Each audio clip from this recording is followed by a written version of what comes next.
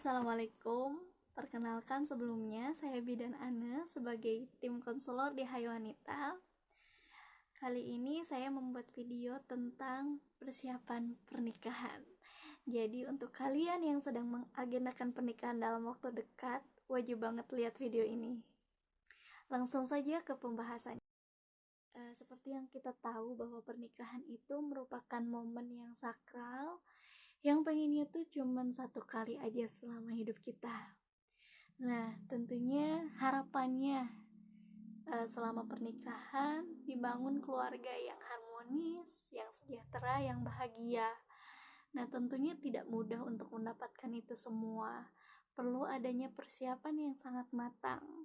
Nah, terus persiapan apa aja sih gitu? Ya banyak gitu loh. Dari persiapan ekonomi, sosial, budaya, agama, kesehatan, itu perlu kita perhatikan, perlu kita persiapkan. Seperti itu. Nah, saya sebagai bidan akan membahas tentang persiapan pernikahan dalam aspek kesehatannya. Jadi, coba simak di sini ya. Oke, nomor 1, lakukan pemeriksaan fisik secara menyeluruh. Jadi untuk pihak perempuan dan laki-lakinya wajib banget melakukan pemeriksaan ini biar kita tahu gimana sih kondisi pasangan kita gitu, biar nanti nggak kaget ketika kita sudah melakukan pernikahan. Jadi apa sih pemeriksaan fisik itu? Jadi diperiksa nih dari ujung kepala sampai ujung kaki, kemudian dicek darahnya, kemudian dilihat, ditinjau, di screening riwayat penyakitnya, penyakit yang menular atau penyakit yang menurunnya gitu kan. Kemudian yang kedua adalah lakukan imunisasi TT atau tetanus gitu. Nah, fungsinya apa? Fungsinya untuk mencegah terjadinya penyakit tetanus.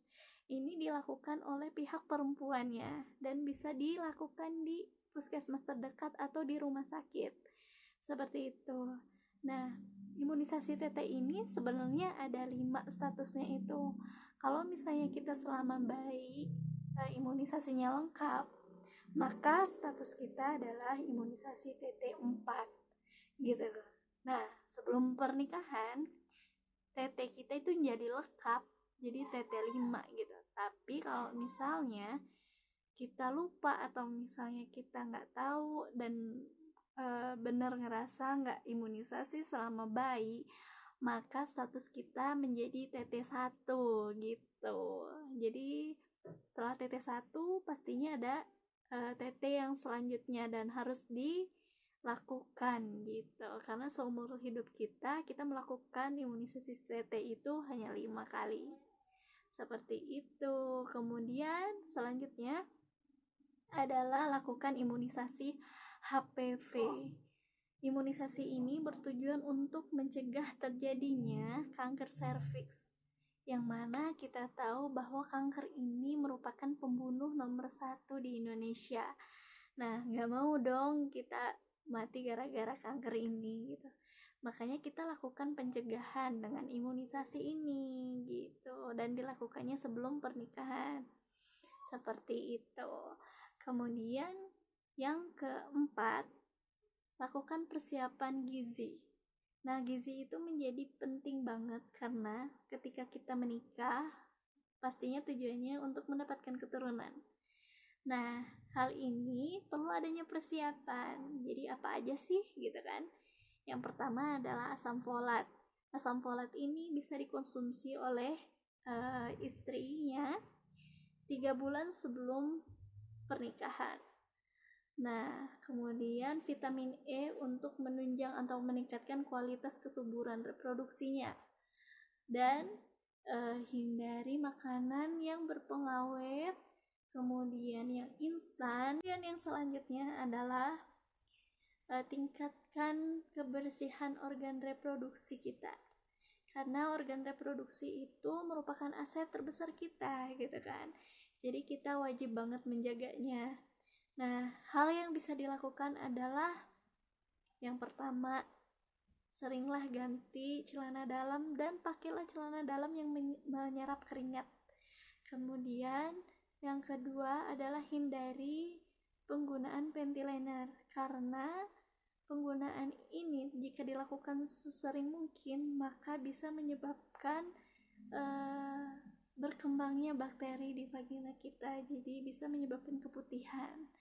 Kemudian yang ketiga adalah sering ganti ketika kita menstruasi.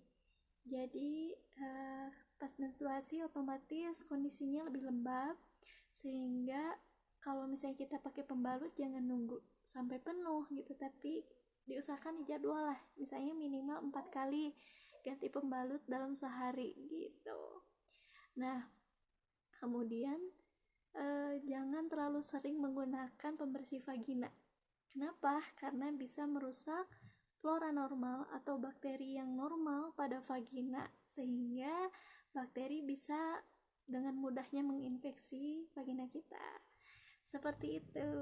Nah, tadi tahapan-tahapan atau pemeriksaan yang wajib banget kalian lakukan sebelum pernikahan. Nah, mungkin cukup sekian. Semoga video ini bermanfaat. Dan jika kalian suka, jangan lupa di like, subscribe, and share. Terima kasih udah menyimak video ini. Semoga bermanfaat. Wassalamualaikum warahmatullahi wabarakatuh.